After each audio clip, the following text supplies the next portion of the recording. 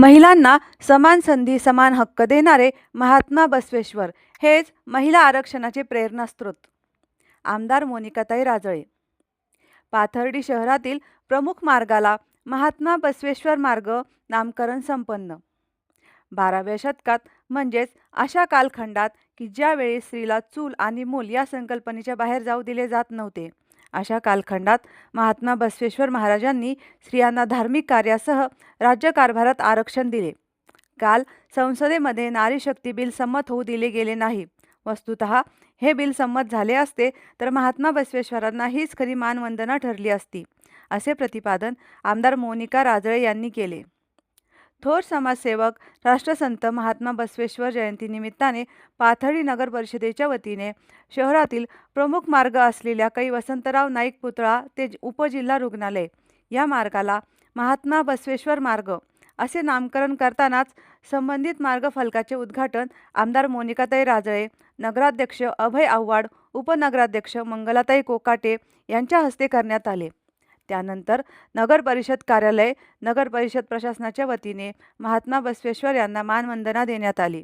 यावेळी अधिक बोलताना आमदार राजळे यांनी सांगितले की 12व्या शतकात वर्ण, वंश, उच्च नीच भेदभाव व स्त्री पुरुष असमानता पराकोटीला पोहोचली असताना प्रवाहाच्या विरोधात जाऊन समानतेचे राज्य प्रस्थापित करणारे महात्मा बसवेश्वर महाराज यांचे कार्य आज खऱ्या अर्थाने आदर्शवत ठरत आहे.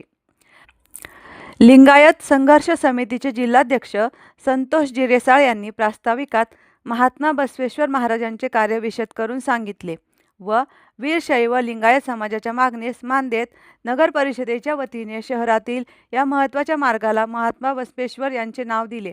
त्याबद्दल नगर परिषद प्रशासनाचे समाजाच्या वतीने आभार मानत याबाबतचा मार्गफलक हा मार्बलमध्ये व कायमस्वरूपी चौथऱ्यावर बसवण्यात यावा अशी मागणी केली. त्यावर नगराध्यक्ष अभय आव्हाड यांनी 1 महिन्याच्या आत सदर मार्गफलक मार्गाच्या दर्शनी भागात व आकर्षक रीतीने बसवण्यात येईल असे आश्वासन दिले.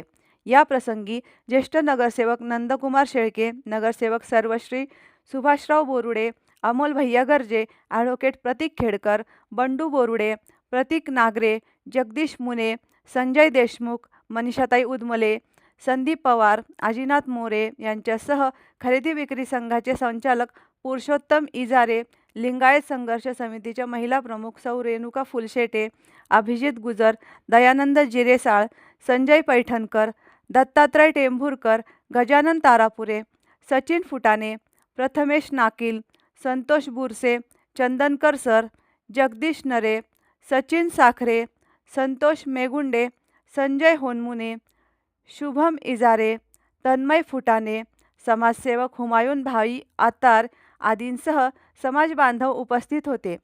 आभार पुरुषोत्तम भैया इजारे यांनी मानले. पाथर्डी तहसील कार्यालयात नायब तहसीलदार रवींद्र शेकटकर, महसूल सहाय्यक दीपक मिरपगार व सर्व वीरशैव समाज बांधव यांच्या उपस्थितीत महात्मा बसवेश्वर महाराजांना शासकीय मानवंदना देण्यात आली. प्रतिनिधी सुनील शेवाळे, पाथर्डी. संतोष शशिकांत जिरेसाळ, जिल्हाध्यक्ष लिंगायत संघर्ष समिती, अहिल्यानगर जिल्हा. आज सर्वांना प्रथमतः महात्मा बसवेश्वर जयंतीच्या अक्षय तृतीयेच्या सर्वांना शुभेच्छा देतो. बसवेश्वरांची जयंती आज संपूर्ण महाराष्ट्रामध्ये साजरी होताना त्याचाच एक भाग म्हणून आज पाथर्डी तालुक्यामध्ये, पाथर्डी शहरामध्ये नगर परिषद कार्यालयामध्ये या ठिकाणी अतिशय उत्साहाने बसवेश्वर जयंती साजरी करण्यात आली.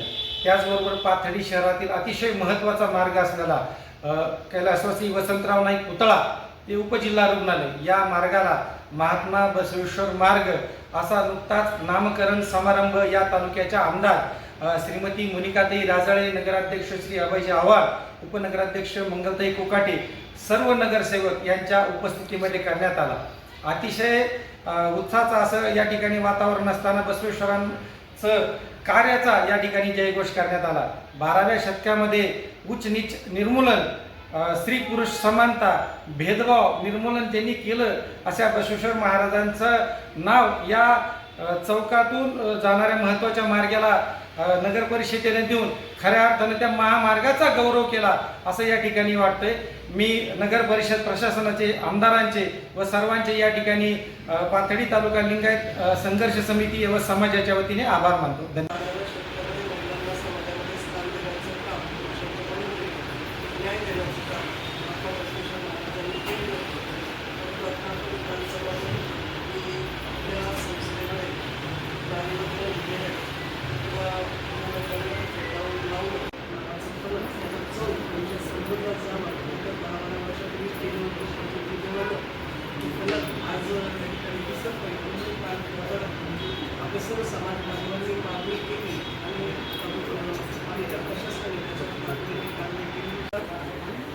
आपल्या सर्वांना अक्षय तृतीयेच्या मनापासून शुभेच्छा व्यक्त करतो.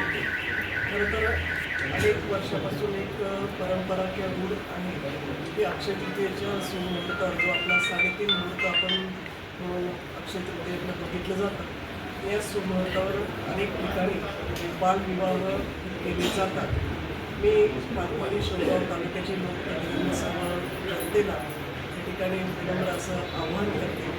आपण आपल्या परिसरामध्ये बालविवाह होणार नाही याची सर्वांनी काळजी घ्यायची. विशेषतः अशिक्षित जे लोक असतात, आमचे पुस्तकी कामगार आहेत, ते 6 महिने इतर ठिकाणी विस्थापित होतात.